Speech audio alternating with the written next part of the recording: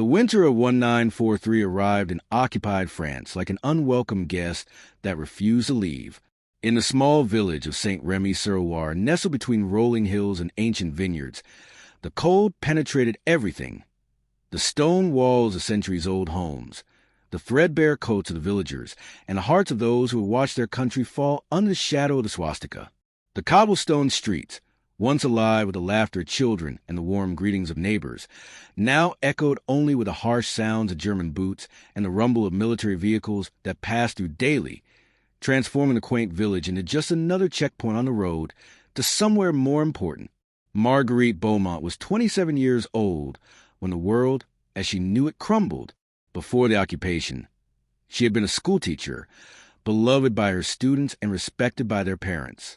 She had dreams then, simple dreams of continuing her work, perhaps marrying the young doctor who had begun courting her, raising a family in the village where her own family had lived for generations. But the war had a way of taking dreams and crushing them beneath the treads of tanks, and by the time that bitter winter arrived, Marguerite's dreams had transformed into something far more modest: survival, and perhaps, if she dared to hope, a small measure of dignity in a world that seemed determined to strip it away. The German occupation had brought with it a systematic dismantling of normal life. The village square, where farmers had once sold their produce and where Marguerite had walked arm in arm with friends on Sunday afternoons, now served as a staging area for German troops. The small cafe where she had sipped coffee and corrected papers had been commandeered as an officers' club. The school where she had taught had been closed, the building requisitioned for storage of military supplies. Marguerite, like so many other French women, found herself struggling to find purpose in a world that had been turned upside down. The humiliation began on a Tuesday morning in late January. The sky was the color of steel, heavy with clouds that promised snow, but delivered only a freezing drizzle that soaked through clothing and chilled to the bone. Marguerite had ventured out to the village baker, hoping to trade some of the eggs from her small chicken coop for a loaf of bread. Food had become currency in occupied France, and the ration cards issued by the Germans barely provided enough to keep a person alive, let alone nourished. She wore her mother's old wool coat, patched and repatched, and a scarf wrapped tightly around her head to protect against the wind that whipped down from the hills. If you're feeling what Marguerite felt in that moment, that mixture of fear and determination that comes when everything you know is threatened, then you understand why stories like these need to be told. And if you believe these voices from the past deserve to be heard, that these women who showed extraordinary courage in impossible circumstances shouldn't be forgotten, then join us by subscribing. Because every week, we bring you another story of resilience, another voice that refused to be silenced. The checkpoint appeared without warning as Marguerite turned the corner onto Rue de la Liberté, a name that now seemed like a cruel joke. 3 German soldiers stood blocking the narrow street, their field-gray uniforms dark against the pale stone buildings. A military truck idled nearby, its engine coughing exhaust into the cold air. Marguerite's heart began to pound, but she kept walking, knowing that to turn back would invite suspicion. In occupied France, suspicion could be deadly. The soldier who stepped forward to intercept her couldn't have been more than 20 years old, with pale blue eyes and a thin face that might have been handsome in different circumstances. But there was something in his expression, a mixture of boredom and cruelty that she had seen too often in the occupiers, that made her grip the handle of her basket more tightly. "Papier," he demanded, his French heavily accented and deliberately harsh. Marguerite fumbled for her identification papers, her fingers numb with cold and fear. As she handed them over, another soldier approached, this one older, with sergeant stripes on his uniform and a face weathered by years of military campaigns. He looked at Marguerite with the kind of assessment that made her skin crawl, his eyes traveling slowly from her face down to her worn shoes and back up again. "What is in the basket?" the sergeant asked, speaking in German to his subordinate as if Marguerite were invisible, incapable of understanding. The younger soldier reached for her basket, and Marguerite instinctively pulled it back, a mistake she realized immediately.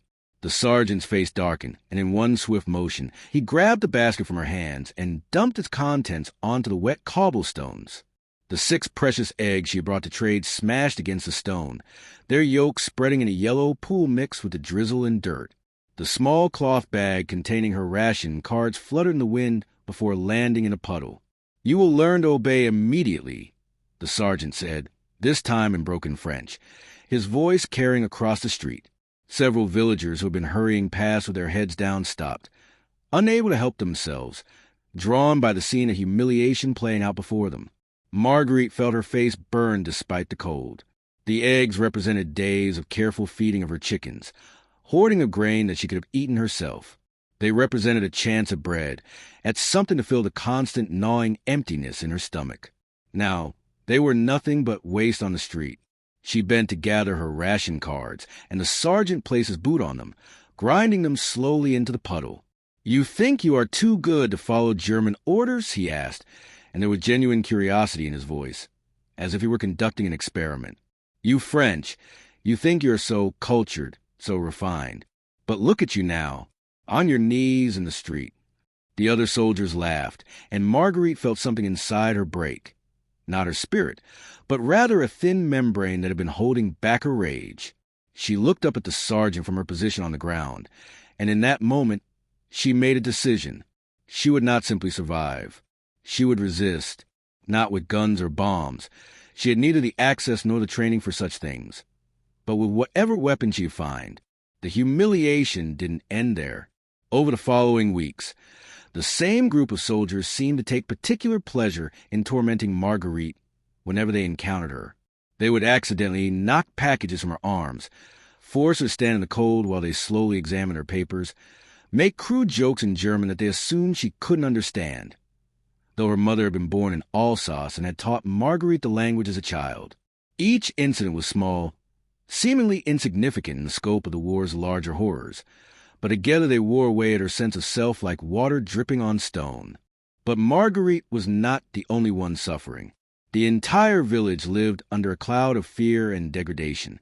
Old Monsieur Dubois, who had fought in the Great War and walked with pronounced limp from his injuries, was beaten for not moving quickly enough out of the way of a German staff car. Young Marie Colette, barely 16, had been taken away after a soldier claimed she had stolen bread, though everyone knew the soldier himself had taken it and blamed the girl. She returned 3 days later, silent and hollow-eyed, and never spoke of what had happened. The village priest, Father Michel, who had dared to preach a sermon about treating all of God's children with dignity, found his church locked by German order, the building converted into a storage facility.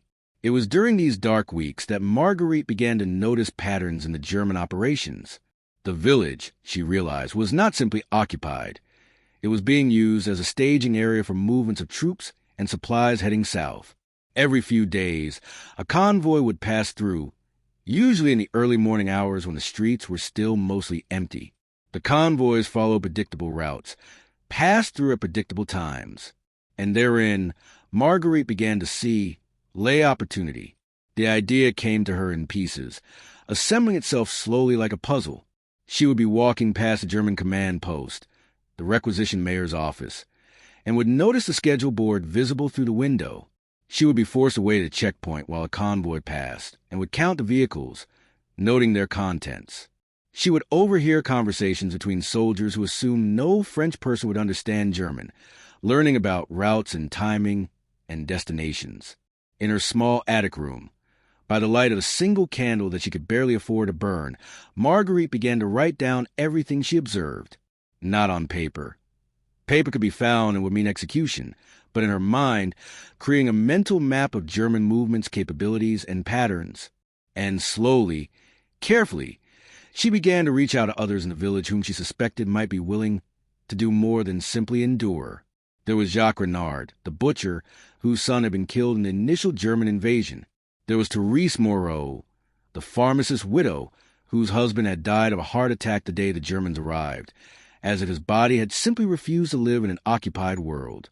There was young Pierre Blanc, barely 18, too young to have been conscripted before the fall of France, but old enough to burn with rage at what had been taken from his generation. Together, in whispered conversations in cellars and behind closed doors, they began to discuss what could be done. The French resistance in 1943 was not yet the organized force it would later become. It was fractured, localized, often consisting of small groups of ordinary people who simply decided they would not be passive victims. Marguerite's group was one of countless such cells across France, unknown to each other, working independently toward the same goal: to make the occupation as difficult and costly as possible for the Germans. Their first acts of resistance were small: a handful of nails scattered on the road before a convoy, resulting in multiple flat tires and hours of delay. Sand poured into the gas tank of a truck left unguarded. A telephone line cut in the middle of the night. These were pinpricks against a giant, but they were something, and each small victory fed their courage. The 50-cent tactic, as Marguerite would later think of it, began with an observation so simple that it seemed almost absurd. She noticed that the German convoys, particularly those moving ammunition and supplies, often stopped at a narrow point in the road about 2 miles outside the village. The road there passed between steep embankments, with a small stone bridge crossing a stream. The convoys would slow to navigate the bridge, and sometimes the lead vehicle would stop completely to check the clearance. It was a bottleneck, a moment of vulnerability. The idea that sparked in Marguerite's mind was inspired by something she had read years ago, before the war, in a book about the American Civil War. Confederate irregulars had discovered that a small amount of explosive placed precisely could have an outsized impact on enemy movements. But Marguerite had no access to explosives, no training in sabotage. What she did have was knowledge of chemistry from her teaching days, access to common household materials, and a desperate determination to make a difference. The stream that ran under the bridge flooded regularly, and the local farmers had long ago learned to protect their fields by digging drainage channels. Marguerite realized that these channels, if blocked at the right point, could be used to flood the road approach to the bridge, making it impassable for heavy vehicles. It wouldn't stop the Germans permanently, but it would cause delays, confusion, and perhaps force them to reroute through areas where other resistance groups might be waiting. But the flooding alone wouldn't be enough. Marguerite wanted to do more than inconvenience the Germans. She wanted to damage their supplies, to cost them something valuable. And that's when she remembered something else from her teaching days: a simple chemical reaction that could be created with materials available in any village pharmacy and farm supply store. The plan took weeks to develop and required the coordination of her entire small resistance cell. Therese, with her access to the pharmacy, could obtain certain chemicals under guise of needing them for legitimate medical purposes. Jacques, with his butcher's knowledge of animal chemistry, knew where to source other components. Pierre, with the fearlessness of youth, volunteered to be the one to actually place the materials at the bridge. The 50-cent tactic got its name not from its cost, though the materials were indeed cheap, but from something Marguerite's father had told her when she was a child. He had served in the Great War, and he had once explained to her that in war, it wasn't always the grand strategies or the massive battles that made the difference. Sometimes, he said, it was a 50-cent solution to $1 million problem. The simple, clever approach that no one expected because it was too obvious, too simple, too cheap. On a cold night in early March, with clouds covering the moon and a bitter wind howling down from the hills, Marguerite's group put their plan into action.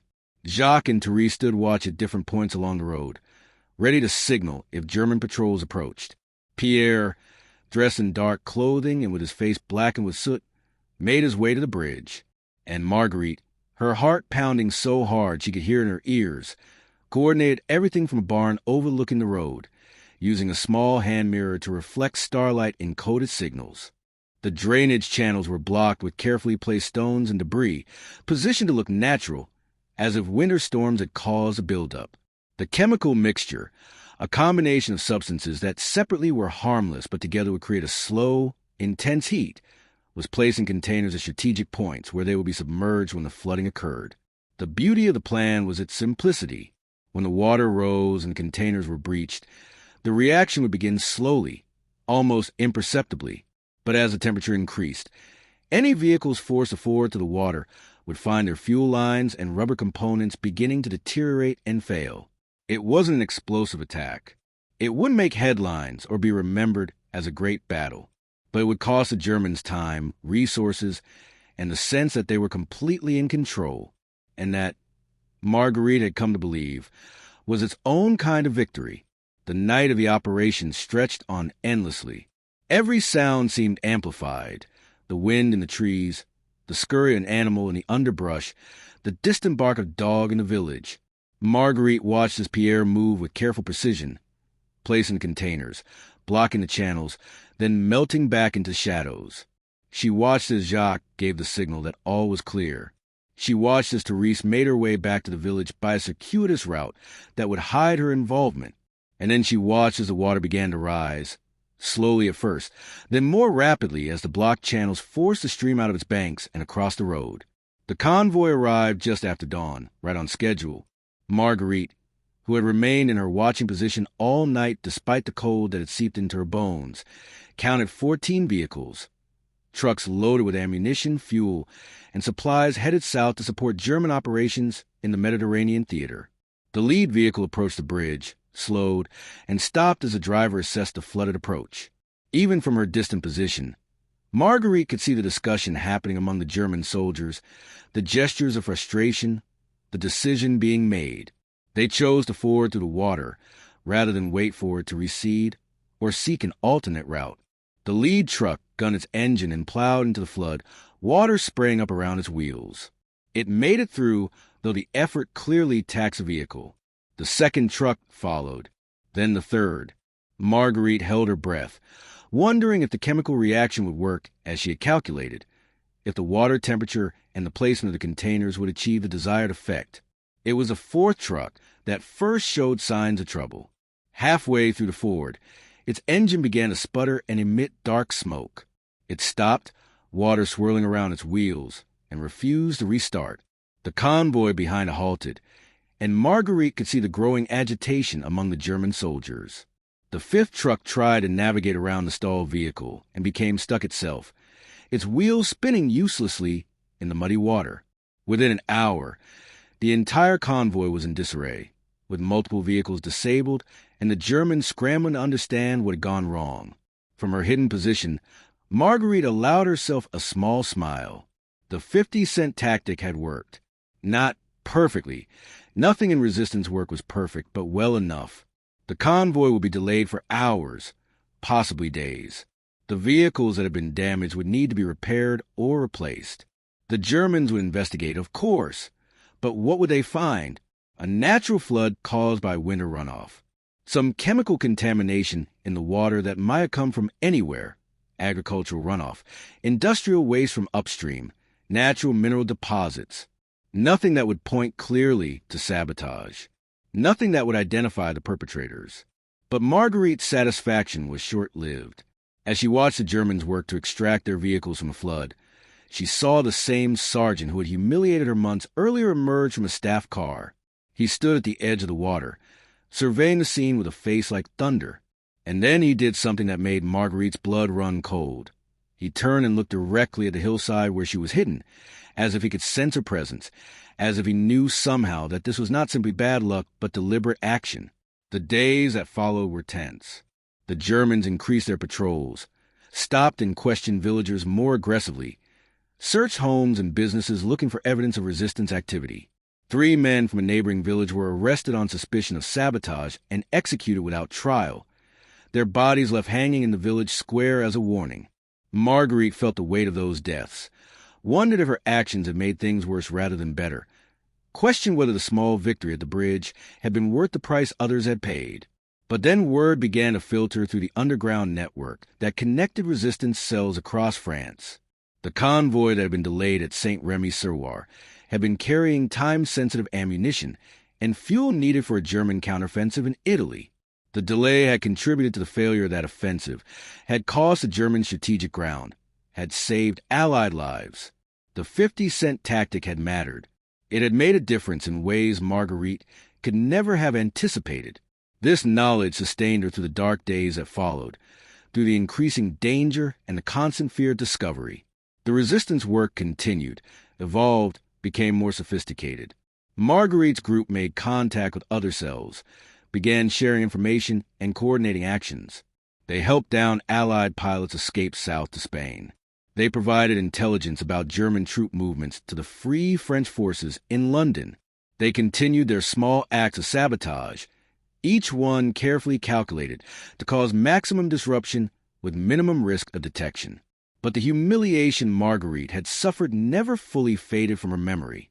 Every time she saw German soldiers in the street, every time she had to show her papers at a checkpoint, every time she was forced to step off the sidewalk to let an occupier pass, she felt the echo of that day when her eggs had been smashed on the cobblestones and she had been forced to her knees in the street. The difference now was that the humiliation no longer broke her. Instead, it fueled her, reminded her of why she was fighting, gave her the strength to take risks that would have seemed impossible to the schoolteacher she had been before the war. Spring arrived in St. Remy-sur-Loire with a reluctance that matched the mood of its inhabitants. The snows melted, the streams ran full and swift with runoff, and the ancient grapevines of the hills began to show their first green shoots. But there was little joy in the changing season. The occupation ground on, the daily humiliations continued, and the war that everyone had hoped would be over quickly showed no signs of ending. It was during this time that Marguerite's resistance cell received word of a larger operation being planned. The invasion of France by Allied forces was coming. No one knew exactly when or where, but everyone would feel it approaching like a summer storm building on the horizon.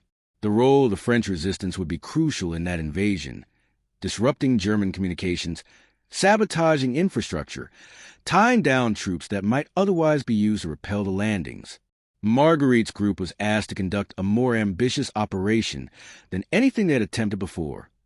The complete destruction of a railway bridge that carried German supplies and troops through their region.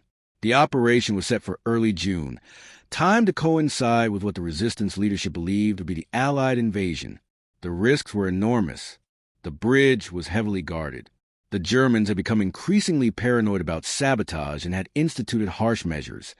Entire villages had been destroyed in reprisal for resistance actions, hundreds of civilians executed. If Marguerite's group was caught, they would not be the only ones to suffer. The entire village of St. Remy-sur-Loire could be wiped off the map, but the strategic importance of the bridge was undeniable. It carried a main supply line that fed German forces along the Atlantic coast. Its destruction would force the Germans to reroute supplies through longer, more vulnerable paths. It would contribute, in a small but significant way, to the liberation of France. Marguerite and her group spent weeks planning the operation. They studied the bridge's structure, noted the patterns of the guards, identified the weakest points in its construction. They made contact with a British intelligence officer who had been parachuted into France specifically to coordinate resistance actions ahead of the invasion. He provided them with real explosives for the first time, not the improvised chemical mixtures Marguerite had been using, but actual plastic explosives with detonators and timer mechanisms. The training in how to use the explosives took place in the dead of night in a barn 5 miles outside the village. Marguerite, Jacques, Therese, and Pierre gathered around as the British officer, a slight man with dark hair who went by the code name Pascal, showed them how to mold the explosive, where to place it for maximum effect, how to set the detonator for a delayed explosion that would give them time to escape. The key, Pascal explained in his accented French, is not just to destroy the bridge, but to make it difficult to repair. You want to take out the support pillars, collapse the span into the river. You want to create a situation where rebuilding will take weeks or months, not days. Marguerite listened carefully, committing every detail to memory. She felt the weight of responsibility settling on her shoulders like a physical burden. This was no longer pinpricks against a giant. This was striking a real blow, one that would have real consequences both for the German war effort and for her community if they failed or were discovered. The night chosen for the operation was June 5th, 1944. They didn't know it then, but the Allied invasion of Normandy would begin the next day, just 100 miles to the north. The weather that night was terrible, heavy rain driven by strong winds, visibility near zero. Terrible weather for an operation, but also terrible weather for German patrols. Pascal had insisted they proceed despite the conditions, saying that word had come down from London that every possible action should be taken that night to maximize German confusion.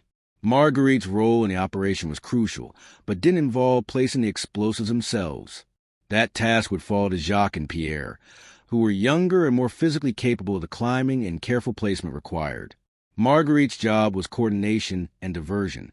She would create a distraction on the far side of the village, drawing German attention away from the bridge while the sabotage took place. The diversion was simple but effective. Using materials they had carefully hoarded, Marguerite would set a small fire in an abandoned warehouse near the German command post. Not a large enough fire to be truly destructive, but big enough to require German resources to extinguish it, important enough to their operations that they would respond with force. While they were occupied with the fire, Jacques and Pierre would move in on the bridge. At precisely midnight, Marguerite struck a match and set flame to the accelerant-soaked rags she had placed in the warehouse.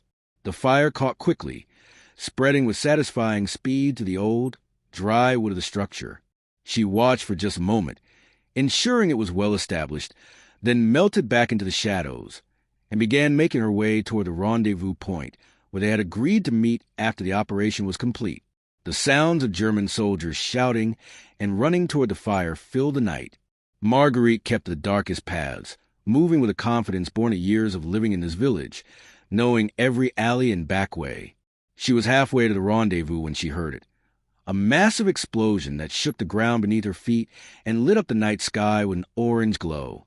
The bridge. Jacques and Pierre had done it. Marguerite felt a surge of triumph mixed with terror. They had struck a real blow against the occupation. But now came the most dangerous part, escape and evasion. The Germans would be furious, would tear the village apart looking for the perpetrators. She ran faster, her breath coming in ragged gasps, rain streaming down her face. Mixing with tears, she didn't remember starting to cry. She reached the rendezvous point, a small cave in a hillside that local children had used as a play area before the war, and found Therese already there, pale and shaking but alive. They waited in tense silence, counting the minutes, praying that Jacques and Pierre would appear. 20 minutes passed. 30. Marguerite began to fear the worst. Then she heard it. Footsteps approaching, voices speaking in urgent whispers. Pierre appeared first, his face blackened with soot and split with a wild grin. Behind him came Jacques, limping badly but alive. They had done it. They had all survived. The entire center span is gone, Jacques reported, his voice hoarse with exhaustion and excitement. Collapsed into the river just as Pascal said it would. It would take them months to rebuild. But there was no time for celebration. They could hear German vehicles converging on the area, searchlights sweeping the hillsides. Pascal had warned them this would happen, had given them instructions for what to do next. They would split up, take different routes out of the area, and go to ground in safe houses that had been prepared for exactly this eventuality. They might not see each other again for weeks or months. They might never see each other again. Marguerite embraced each of them briefly. Therese with her quiet courage, Pierre with his reckless bravery, Jacques with his steady determination.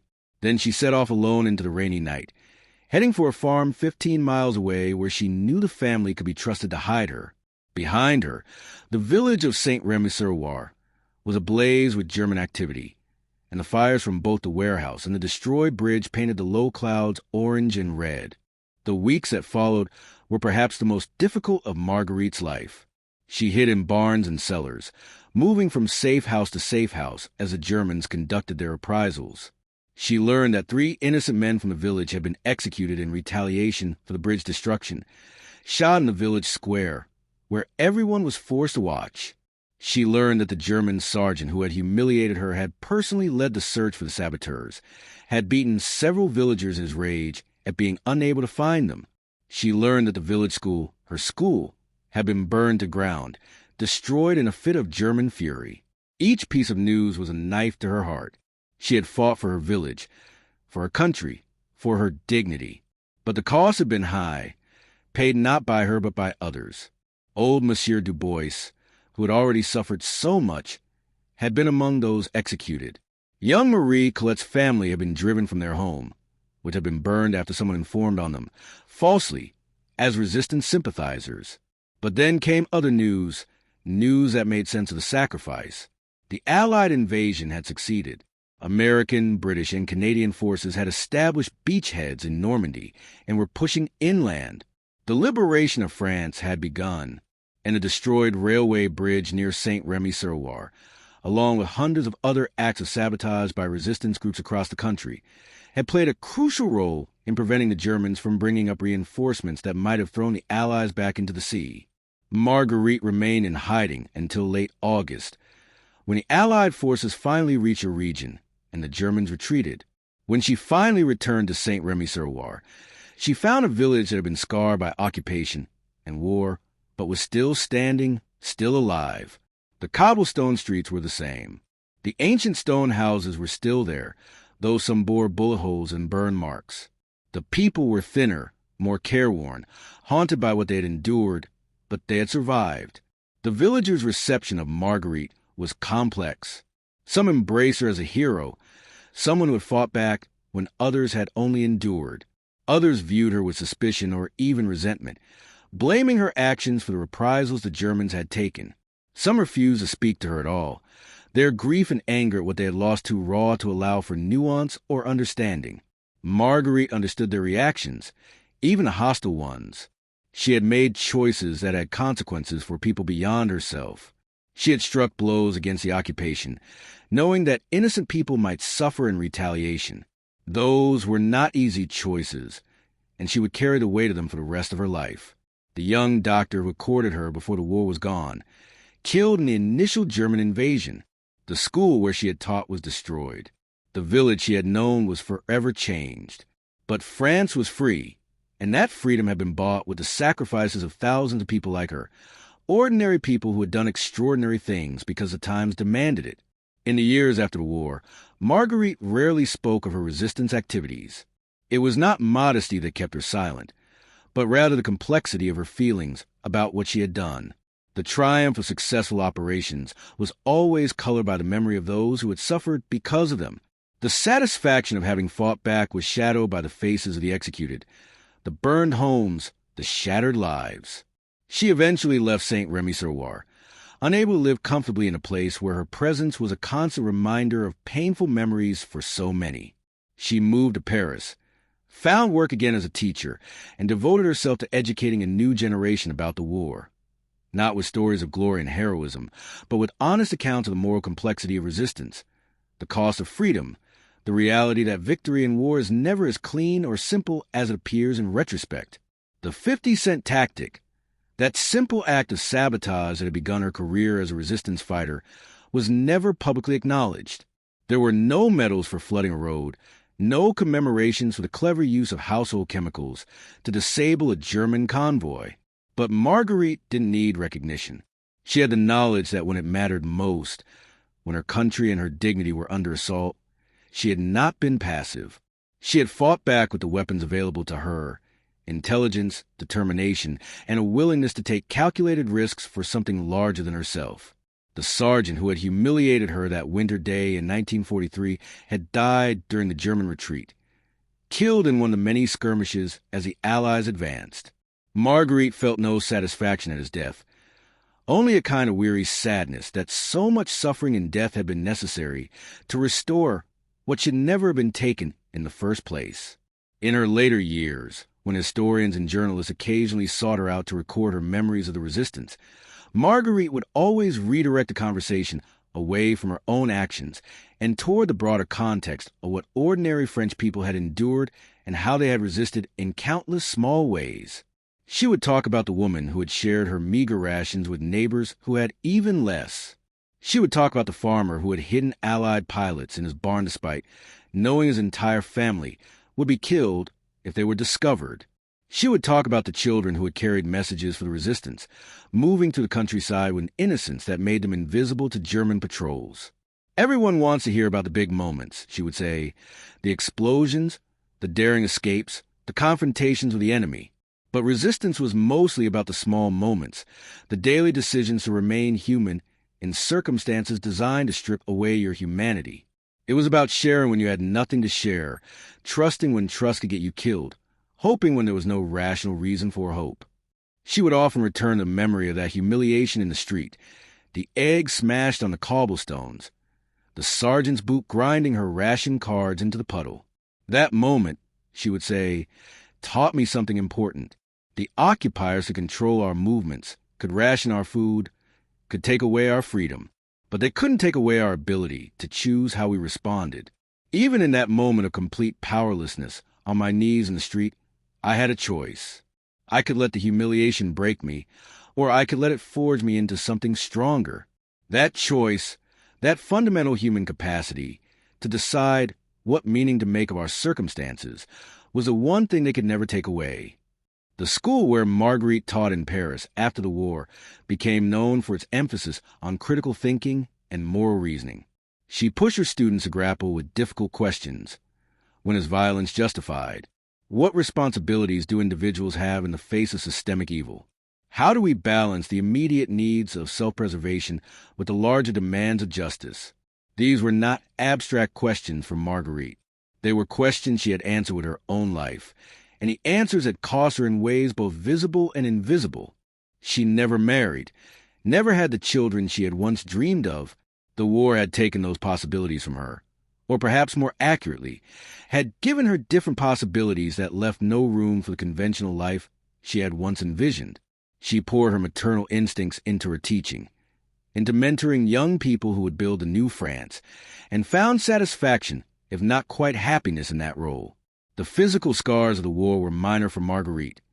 A slight limp from an injury sustained during one of her escapes from German patrols, a sensitivity to cold that remained long after that winter of 1943. But the psychological scars ran deeper. She struggled with what would later be called post-traumatic stress, though in her day there was little recognition or treatment for such conditions. She had nightmares about the executions, about being captured and tortured, about the faces of those who had died because of actions she had taken or coordinated. In the mid-1950s, as France began to more fully reckon with the complexity of the occupation years, the collaboration as well as the resistance, the moral compromises as well as the heroic sacrifices, Marguerite was invited to contribute to an oral history project documenting women's experiences during the war. It was for this project that she gave her most detailed account of the 50-cent tactic and the bridge sabotage, speaking into a recording machine with the halting honesty of someone telling difficult truths. "I want young people to understand," she said in that recording, which has been preserved in the French National Archives, that resistance isn't always dramatic or cinematic. Most of the time, it's boring and terrifying in equal measure. It's waiting in the dark and cold for something to happen or not happen. It's living with constant fear that any moment might be your last. It's making impossible choices where every option has terrible consequences. And it's also about finding small moments of grace and humanity in the midst of horror, sharing a smile with a stranger who understands what you're going through, finding a wildflower growing in a bombed-out building, hearing a child laugh despite everything. As the decades passed and the Second World War receded into history, Marguerite watched her concern as the complexity of that experience was simplified into narratives of good versus evil, heroes versus villains. She worried that the messy reality, the difficult choices, the moral ambiguity, the cost paid by innocent people, was being lost in favor of cleaner, more comfortable stories. War is not an adventure, she would tell her students when they pressed her for exciting stories. It's a catastrophe that sometimes calls forth extraordinary responses from ordinary people. The goal should not be to glorify those responses, but to prevent the catastrophe that makes them necessary. In her final years, living in a small apartment in the Marais district of Paris, Marguerite would sometimes walk to the Seine and watch the river flow past, remembering another river, another bridge, another time when the course of history had hinged on small actions taken by frightened people who chose to be brave. She would think about the sergeant who had humiliated her and wonder what had made him cruel. What circumstances, what choices, what wounds of his own. She would think about the people she had known who had collaborated with the Germans and try to understand the fear and weakness that had driven them. She would think about her friends who had died in the resistance and wonder if they would have judged her choices, her compromises, her survival as worthy. The 50th anniversary of D-Day and the liberation of France brought renewed attention to resistance fighters, and Marguerite found herself once again in the spotlight she had never sought. She was awarded the Médaille de la Résistance, a decoration she accepted with mixed feelings, uncomfortable with the notion that her actions deserved recognition, while so many others who had suffered and sacrificed were forgotten. At the ceremony, when asked to say a few words, Marguerite spoke not her own actions, but the village of Saint-Rémy-sur-Loire and the ordinary people who had endured the occupation with quiet dignity. She spoke of Monsieur Du Bois, executed for a crime he didn't commit. She spoke of Marie Colette, whose innocence had been stolen by an occupying soldier. She spoke of Father Michel, who had paid for his courage with the loss of his church. She spoke of all those who had resisted not with guns or explosives, but simply by remaining decent human beings in circumstances designed to make decency impossible. If you want to honor the resistance, she said, don't honor me. Honor the woman who shared her bread when she was starving. Honor the man who hid his neighbor when the secret police came. Honor the child who carried messages and kept secrets that could have killed her family. Honor the teacher who kept teaching when teaching was forbidden, the priest who kept preaching when preaching was dangerous, the doctor who kept healing regardless of whether the patient was French or German. Those people, those countless, nameless people, they are the resistance that deserves to be remembered. The speech was widely reported and became one of the most quoted statements from that anniversary year. But Marguerite remained uncomfortable with her role as a symbol or representative of anything larger than her own particular experience. She had done what she had done for reasons that seemed clear at the time but had become more complex in memory and reflection. She had been brave and scared, determined and doubtful, effective and uncertain. She had been, in other words, human. When Marguerite passed away in the winter of 2001, at the age of 85, her obituary in Le Monde was titled Last of the Village Resistance Heroes. But that headline, she would have said, missed the point entirely. She had not been the last. There were still survivors scattered across France, men and women who had made similar choices, taken similar risks, paid similar costs. And she had not been a hero in the sense that word implied. Someone separate from ordinary humanity, someone whose actions came easily or without doubt or cost. She had been a schoolteacher who loved her work and her village. She had been a young woman with ordinary dreams of love and family. She had been a human being who found herself living in extraordinary times and who chose to respond in the only way that allowed her to live with herself. The 50-cent tactic had not been heroic. It had been practical, born necessity and cleverness and desperation. The bridge sabotage had not been glorious. It had been terrifying and dangerous and had resulted in innocent deaths. But these actions, along with thousands of others like them by people across occupied Europe, had mattered. They had slowed the German war machine, had given hope to the oppressed, had proven that even overwhelming force cannot completely subjugate a population determined to resist. And that, perhaps, was the real lesson Marguerite had tried to teach in all those years after the war.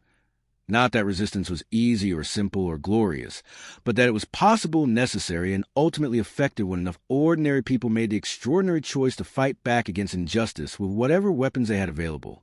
The eggs smashed on the cobblestones, the sergeant's boot grinding her ration cards into the puddle, the humiliation that had burned in her chest and face. Those images had stayed with Marguerite for nearly 60 years, not as sources of shame, but as reminders of a moment when she had been forced to choose between accepting degradation and resisting it. She had chosen resistance, and that choice had defined the rest of her life. In the end, the story of Marguerite Beaumont was not about military tactics or strategic victories. It was about dignity maintained in the face of systematic attempts to destroy it. It was about intelligence and creativity applied to the problem of resistance when traditional weapons were unavailable. It was about ordinary people making extraordinary choices because the times demanded nothing less. And it was about the cost of those choices, the weight they carried, the consequences they had for innocent people, the complexity they revealed in every attempt to divide the world into simple categories of right and wrong, hero and villain, resistance and collaboration. The village of Saint-Rémy-sur-Loire rebuilt after the war, though it never quite recaptured what it had been before the occupation.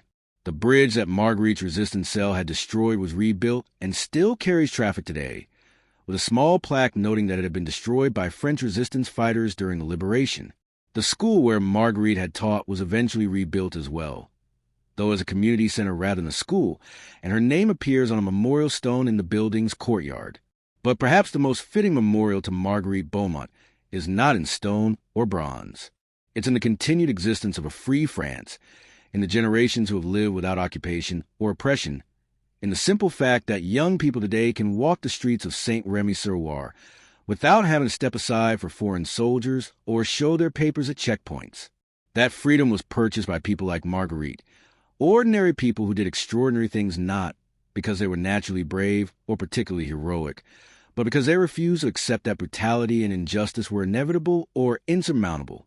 The 50-cent tactic, born of desperation and cleverness, had been one tiny thread in the larger tapestry of resistance that ultimately contributed to liberation. Alone, it would have meant nothing.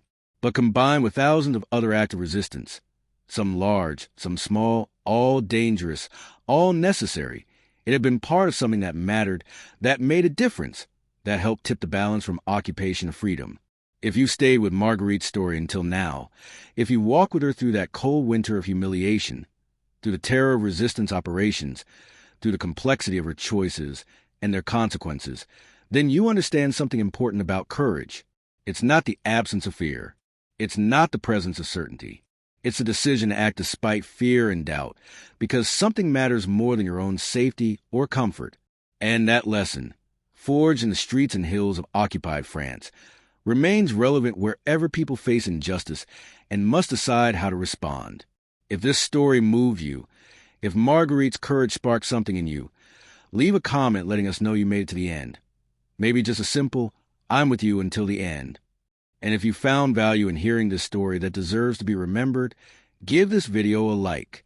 These stories of women who resisted, who fought back, who refused to be broken, they're waiting for you. Click on the next video, and let's continue this journey together.